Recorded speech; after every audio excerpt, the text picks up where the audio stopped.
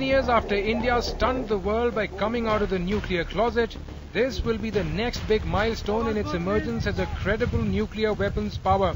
On Sunday, Prime Minister Manmohan Singh will launch India's first indigenous nuclear-powered submarine, which is being built to fire ballistic missiles tipped with nuclear weapons. It is happening. It is happening. Nothing beyond that. I told you it is becoming a reality. Named INS Arihant, or Destroyer of Enemies, this submarine will complete India's triad of nuclear weapons, which can be fired from land, air and under the sea. India is also today marking Vijay Diwas by making its entry into an elite club with the launch of its first indigenous nuclear-powered submarine. The INS Arihant's launch will be a big step towards India's endeavour to build a credible nuclear weapon triad, the capability to fire nuclear weapons from air, land and sea.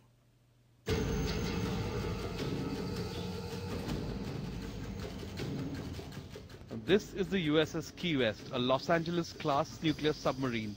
Submarines like this form the backbone of the United States submarine fleet. Armed with Tomahawk cruise missiles, these subs strike fear where they go. Now the Indian Navy is getting one of its own. The nuclear-powered Arihant, built by the Navy and the DRDO, will be able to launch nuclear missiles.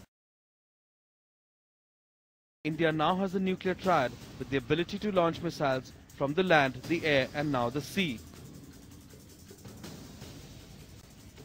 Nuclear-powered submarine, it has got unlimited endurance. It can literally go around the world 10 times without fueling. Its only limitation on endurance is the endurance of the crew. So it can remain underwater for prolonged periods. It does not have to come to the surface, and therefore it is not as vulnerable as a conventional submarine. With the second strike capability, conventional wisdom in the Western countries and in China and Russia indicates we need about 4 to 5 such submarines so that one can remain at sea at all the time to provide you the assured second strike capability.